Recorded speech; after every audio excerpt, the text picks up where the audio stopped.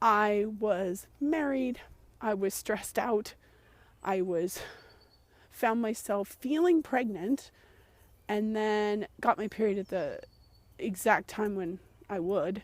And at first, when I felt that I was pregnant and I told other people my symptoms, they said, "Oh, wow, congratulations, we're so excited." But then when I got my period and I wasn't quantifiably pregnant, and it happened multiple times, suddenly everyone started to question. They didn't believe me. They didn't believe my symptoms. They didn't believe that whatever. They didn't believe it because the proof was in the fertility test. And I didn't have that test saying, yes, I was pregnant. But I knew in my body that something else was going on. And from the very beginning, that very first month that happened, I said to my practitioners, something is wrong with my body. You need to help me figure out what it is. And everyone said, well, let's run some tests. Let's check this. Let's check that. You're fine. Keep trying. You just really want to have a baby. Oh, you're just thinking about it too much. Oh, you just need to relax. I got all kinds of wonderful, wonderful, well-meaning advice that really was not helpful. About a year goes by and I decide to read a book. Taking Charge of Your Fertility by Tony Weschler is an awesome book just on your cycles and how to chart them. And I had no idea about that before. I wish that was part of our basic training as kids. But okay, so I finally figure out, okay, how to keep track of my cycles. I realize this doesn't look great. It's not horrible, but I do have regular cycles, but they don't look like they should be textbook wise. So I keep asking and asking and asking, and another year goes by, and finally my partner and I say, okay, let's go to the fertility clinic. So we go to the fertility clinic, and then the first thing was do the tests. For me, nothing wrong. For him, some other issues. So IUI is recommended. But for me, they decide to say, you need Clomid. And no real reason why. So I challenge it, and I said, no, I don't need Clomid. I'm ovulating regularly. I've read that it can mess up your cycles if you don't need it. I get laughed at. We do the IUI. I have my same response as before. Implantation reaction. I feel pregnant for 2 weeks, and then my period comes as normal. But because we did the IUI, I knew there was a possibility of conception there. And it was the same thing again. And I started reading, and I found this implantation reaction was linked to autoimmune problems. And I started questioning, Googling, what causes that? And then I started to ask myself, wait, I have all these other things in my body that are also a problem. Why is no one talking to me about this before now? So I had a knee that would swell up with the tiniest little twist, and it didn't go down for a year. And they did an MRI. What's wrong with her? And, oh, nothing's wrong. You just aren't healing. But why? So this happened with my ankle. It happened with my knee. I was getting colds more frequently than others. I was getting sinus infections. I just had one thing after another. My shoulder was hurting me. Everybody just said, oh, it's because you play the violin. But even when I didn't play the violin for 6 months, it still hurt, but they still blamed the violin. So I kept saying, something is up. I had this long list of things, but on the tests, I appeared normal. So everyone just kept, no, you're fine. But inside of me, it kept getting worse and worse, this feeling of disconnect, that the doctors were saying, you are fine, and I knew I wasn't. That disconnect was just eating away at me. It was like killing my intuition, because I felt no, this is what my intuition is saying, and everyone's saying it's wrong. That doesn't work. Finally, I found someone who did some coaching with me. And on the very first session, we went through and I asked my body, what do you need? Instead of starting with, what are your symptoms? What do the blood tests say? What's this? The first thing was, what does your body need? And does your uterus want a pregnancy? And my answer was no. And I'm like crying and upset, and this is ridiculous. And then we asked the question differently. If your body was healthy, would your uterus want a pregnancy? And then it was yes. Yes, resoundingly yes. So then it was like, what's the disconnect? So I started asking myself more pointed questions. Why do I have these other things wrong? Why is it kind of an immune response thing? Why does my mom have some of the similar symptoms? What do we have in common? I started to just keep asking the universe, what's going on? And about a week later, I had a dream, and I woke up early in the morning, which I'm not a morning person, and I was bolt upright and like, get them out. I just had this voice screaming in my head. And I'm looking around like, did anyone else hear that? Is everybody else awake? No, everybody's asleep. Okay. So I get up and I'm like reading through all this stuff that I have, and I'm like, what do I need to get out? And then something in my teeth. And I go back, and I'd been to this holistic dentist, and he had given me this chart of all my teeth, and he had said, you have infections. I had teeth implants placed a couple years before this, and he had circled them and said, you have infections there, but I'm going to, work around it. Let's take out other metals in your mouth and let's deal with everything else. And then probably you can handle that. But infection, again, I was thinking, okay, something's lining up here. So I then thought, these teeth implants need to get out of my body. That was my immediate, that's what my dream means. Okay. So I then went back to the dentist who placed the teeth implants, and I said, I really need these taken out. I can't tell you rationally. Yes, they look fine. There's no obvious infection that you can see. But I said, I really, really feel that I need to take them out. I'm trying to get pregnant. I really, for some reason, think this is connected. Can you please help me?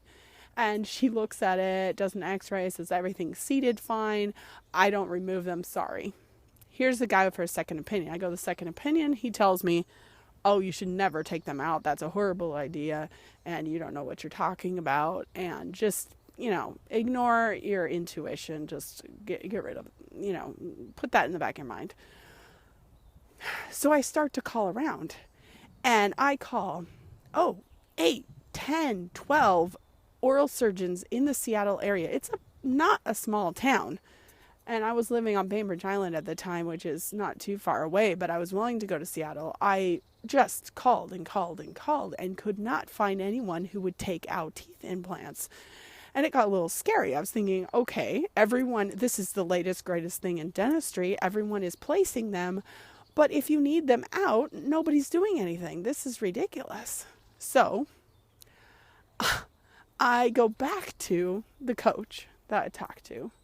And next session, I say, look, I had this dream. It was amazing. This work that you're doing with me, it's great, but I don't know who to go to about the dentist. And he pulls out a card. He says, one of my other clients had been to this person in Anacortes. It's a ways to go, but they seem to have some good results. So I call them. I say, do you take out teeth implants? Yes, we can do that. Oh, holistic dentist. Okay, who also does surgeries. I'm so excited. I get in my car to drive up there. It's about a 2-hour drive. And I have to stop like 3 times because I have to pee so bad because my body was so out of whack. I could barely even get to this first appointment. I was all excited though. Like, okay, I'm going to finally get this thing taken care of. It's going to help my health. And I get up there and it's just a consultation. And he tells me, not only is this affecting you, but you also have 2 root canal teeth that are even worse. And those need to be taken out first. Not only that, you can't do a surgery for at least 3 months because you are so sick and your body has so much toxicity and so much inflammation that we don't even want to do the surgery right away because you are so sick.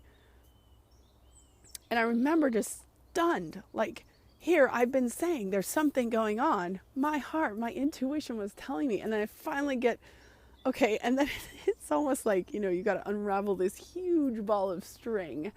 And it was just the beginning. So I go to a naturopath that he works with.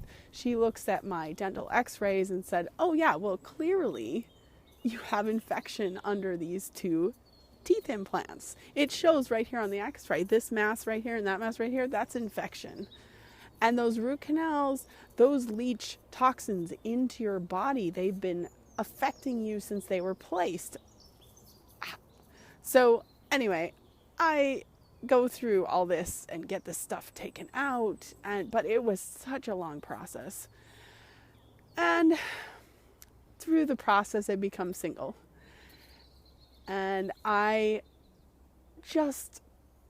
it was like this amazing time of growth for me, though. I was finding answers and questions and answers and questions, and how does this all fit together? But it was so empowering to finally say, yes, my intuition was correct. I just needed help to get to the place where I could find my health. And it was so empowering to be able to really find true health, not just cover up the symptoms. Really, IVF or IUIs are just Band-Aid on the problems. Why aren't we looking at the underlying person? How can we heal? Really heal our whole selves, emotionally and physically. So fast forward, I got all the dental work taken out. For me, that was even before this journey. I actually had gotten had bridges to replace missing teeth that were adult missing teeth. So I had those bridges placed when I was 19. And I had those taken out a year or 2 before I was trying to conceive. And that did improve my health some. And then I also had the 2 root canals taken out. And then the teeth implants were actually to replace the lower bridges that got infections around them. And then they put the teeth implants in. And I noticed that my overall health had deteriorated every time I got some more dental work done when I started putting all the pieces together. So, don't do root canals. Don't have teeth implants. And try to find materials that are biocompatible with your body. Those are the things I learned.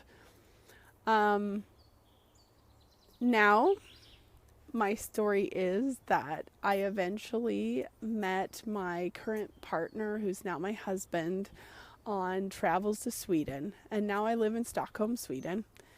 And we met through swing dancing. I love Lindy Hop. I love Balboa. I love to dance. It was my passion. It was my source of creative energy when fertility stuff was just draining me of that. It was a place where I didn't have to talk about, do I have kids or not? I could just dance. I could just be. And that was wonderful escape for me. So when I found myself single, a couple years went by. I ended up moving to Sweden. Once I got here, I figured, okay, I'm healthy now. Let's have a baby. And a couple months went by and I started to get depressed and all these feelings came back. Wait, maybe this all didn't work like what I thought. Maybe my intuition was wrong. Maybe there's something else going on. Well, 4 years has passed. Maybe I've got other health issues. So we make an appointment with a fertility clinic doctor just to check. And when I first call, they won't even see me because I'm over 40. And then I check just for other options. How about adoption? And if you're over 42, you can't adopt it in Sweden of a newborn. And I just turned 43 when I was just, this is crazy. But, sometimes it's darkest just before dawn. I don't know if you ever heard that phrase, but it's so true. That December, my birthday was miserable. I was just crying every time I wasn't teaching. I was just upset. I was like, how can this come and go and I still don't have a baby? And here I have a partner. I'm in a good place. What's wrong? Finally, I pull out this workbook I'd bought for helping people go through infertility. And I look at 30% of people who go through a stress reduction program get pregnant. And so I was thinking, oh, all other things taken care of, if you are super, super stressed out, that's going to prevent pregnancy. That in and of itself can prevent pregnancy. And I was thinking, okay, I moved countries. I changed jobs to a job I wasn't as excited about. It was very stressful. And here I am in a new place. I don't know the language. I'm trying to adapt to all these different things at once. And no wonder my body was saying, hey, wait, hold on a minute. Calm down. So I started looking at all these things to take care of my health, to meditate, to clear some space. And Christmas break, right around actual Christmas, was when my son was conceived. And we had that fertility clinic appointment. He got sick and so couldn't do the first appointment. He remade it for January. And at that first appointment, I was a couple days past my period due date. And I was like, I know I'm pregnant this time. So first test was pregnancy test. And yes, I was pregnant. My son has been this amazing miracle. He's now 19 months old and gets into everything, and he's a wonderful blessing in my life. And I was 43 years old when I conceived him, and I was 43 when I gave birth to him. Don't let anyone tell you that just because you turn 35, you can't have a baby on your own.